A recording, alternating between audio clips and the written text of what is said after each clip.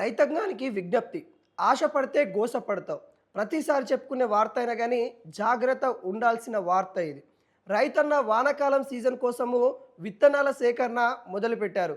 దానిలో భాగంగానే ఇప్పుడు ప్రధానంగా మన తెలంగాణ రాష్ట్రంలో నకిలీ విత్తనాల పంజా అనేది చాలా విస్తరించినట్టు కూడా క్లియర్ కట్‌గా తెలుస్తా ఉంది. ఆఫర్ల పేరుతో నకిలీ విత్తనాలు అమ్ముతా ఉన్నారు.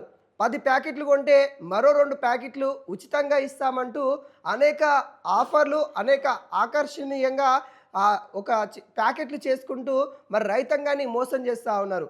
నకిలీ విత్తనాలు ఇటు ఇతర రాష్ట్రాల నుండి విత్తనాలను సేకరించి అవి నాణ్యత లోపమైనవి మరియు ప్రభుత్వం నిషేధించిన విత్తనాలని మరి చాలా వరకు అమ్ముతూ ఉన్నారు అన్నట్టుగా ఇటు రైతాంగానికైతే ప్రభుత్వం హెచ్చరిస్తూ ఉంది. జాగ్రత్త పడండి, ఇప్పుడే మేల్కొనండి. మీ విత్తనాలు ఏవైతే ఉంటాయో ఆ విత్తనాలు కొనుగోలు చేసే కేంద్రాలు ఏవైతే ఉంటాయో అవి ప్రభుత్వం నుండి ధృవీకరణమైన వాటిలలోనే మరి ఆ కేంద్రాలలో మాత్రమే మీరు విత్తనాలు తీసుకోండి. ఎక్కడ పడితే అక్కడ విత్తనాలు తీసుకోండి. వాటిని విత్తిన తర్వాత మళ్ళీ మొలకెత్తకపోవడం కావచ్చు, లేకుంటే నాణ్యత లోపించడం కావచ్చు, మీరు అలాంటి ఇబ్బందులు ఎదుర్కోవాల్సిన పరిస్థితి కనబడుతుందంటూ ఇటు రైతాంగానికి ప్రభుత్వం అయితే ముందు జాగ్రత్తలు చెప్తున్న పరిస్థితి కనబడతా ఉంది.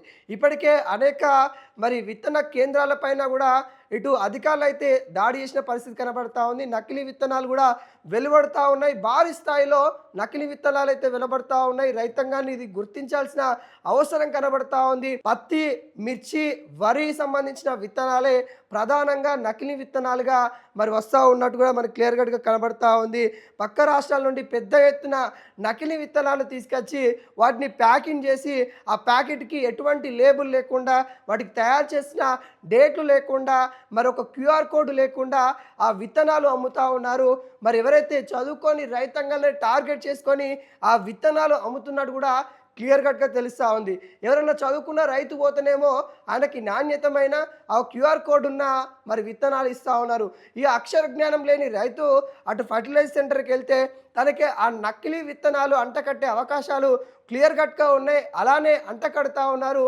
మోసపోవద్దు అన్నట్టుగా రైతాంగానికి అయితే ప్రభుత్వం చెప్తా ఉంది. దాదాపుగా 10% కమిషన్ ఇస్తామంటూ, అంటే ఇక్కడ వీళ్ళు ఏదైతే ఇక్కడ ఫర్టిలైజర్ షాపులు ఎవరైతే ఉంటారో ఇతర రాష్ట్రాల నుండి తీసుకొచ్చి వాళ్ళు అమ్మినందుకు వాళ్ళకి 10 నుండి 12% ఎక్కువ ఆదాయం వస్తుందని, ఆ ఆదాయానికి మరి వాళ్ళు లోబడి మరి రైతాంగాన్ని మోసం చేస్తూ ఉన్నట్టుగా ఇక్కడ క్లియర్ కట్గా తెలుస్తూ ఉంది. అయితే దీనిపైన కూడా రైతులు సీరియస్ అవుతున్న పరిస్థితి కనబడతా ఉంది. తనిఖీ అధికారులు ఏం చేస్తూ ఉన్నారు, మరి ఇంతగానం రైతులు మోసపోతూ ఉంటే తనిఖీ అధికారులు ఎక్కడ ఉన్నారు అన్నట్టుగా మరి ఇటు రైతాంగం అడుగుతూ ఉంది. కానీ ఇక్కడ ప్రభుత్వం ప్రతిసారి కూడా తనిఖీలు 1, 2, 3 కేంద్రాల కాడ చేసి మిగతా అన్ని కూడా నామకే వాస్తు అన్నట్టుగా తనిఖీలు చేస్తూ ఉంది. ఎక్కడ కూడా అధికారులకి చిత్తశుద్ధి లేని పరిస్థితి కనబడతా ఉంది. అధికారుల దగ్గర కొంత వాళ్ళ యొక్క ఉపాధి ఏదైతే ఉంటుందో వాళ్ళ ఉపాధి దుర్వినియోగం చేస్తూ ఉన్న పరిస్థితి కనబడతా ఉంది. మరి ఈ నేపథ్యంలో అధికారులు కూడా చక్కగా పనిచేయని పరిస్థితి కనబడతా ఉంది. కాబట్టి మనమే జాగ్రత్త పడి మనం ఆ విత్తనాలు సేకరించేటప్పుడు ఏదైతే ప్రభుత్వం నుండి ధృవీకరణ పొందిన కేంద్రం దగ్గరనే మరి విత్తనాలు తీసుకోవాలి. అదేవిధంగా ఆ ప్యాకెట్ పైన ఏదైతే విత్తనం తీసుకుంటున్నో అటు వరి కావచ్చు, ఇటు మిర్చి కావచ్చు, ఇంకా పత్తి కావచ్చు, ఏవైతే విత్తనాలు తీసుకుంటున్నో దానిపైన ఖచ్చితంగా క్యూఆర్ కోడ్ అనేది ఉంటుంది. ఆ క్యూఆర్ కోడ్ మన యొక్క మొబైల్ ద్వారా ఆ క్యూఆర్ కోడ్ని స్కాన్ చేసి మరి ఆ విత్తనం యొక్క ఎక్కడ ఉత్పత్తి ఎక్కడ అయింది, ఏ టైంలో అయింది, దాని యొక్క బ్రీడ్ ఏంటి, దాని బ్రీడ్కి సంబంధించిన అంశాలు ఏమున్నాయన్నట్టుగా ఆ స్కాన్ రూపంలో వెలువల్చాలి.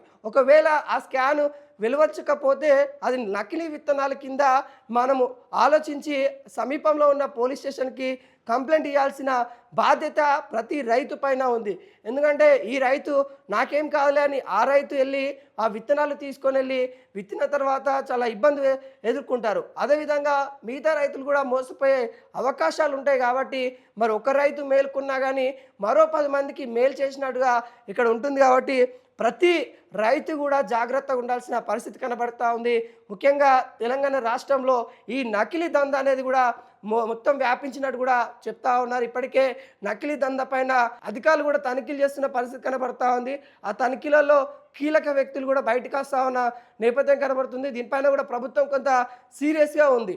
కానీ ప్రభుత్వం ఎంత అధికారులను పెట్టినా కానీ, ఎంత సీరియస్గా ఉన్నా కానీ వాళ్ళు చేసే దందా వాళ్ళు చేసుకుంటూ వెళ్తున్నారు. కాబట్టి మనం తీసుకునే జాగ్రత్తలు మనం తీసుకుంటే మనం మోసపోకుండా ఉంటే బాగుంటుంది అన్నట్టుగా క్లియర్ కట్గా ఇక్కడ ఒక అంశాన్ని అయితే గుర్తించాల్సిన బాధ్యత ప్రతి రైతుకైతే ఉంది.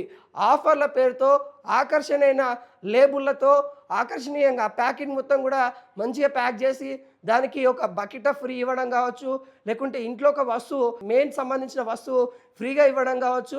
మనం ఆ ప్యాకెట్ తీసుకుంటారే ఆ బకెట్ వస్తుంది, లేకుంటే ఇంకొక వస్తువు వస్తుంది అని కూడా ఆలోచిస్తాం. అలా ఆలోచించడం వల్ల ఈ నకిలీ విత్తనాలు తీసుకునే పరిస్థితి ఏర్పడుతూ ఉంది. అలా ఆలోచించకుండా అక్కడ ఒరిజినల్ ఏంటి, నకిలీ ఏంటి, ఆ విత్తనాలు సరిగ్గా పండుతాయా లేదా అనేది కూడా చూడాల్సిన బాధ్యత రైతులకు ఉంది అన్నట్టుగా ప్రభుత్వం చెప్తా ఉంది. జాగ్రత్త పడండి, ఆశపడకండి, మోసపోకండి.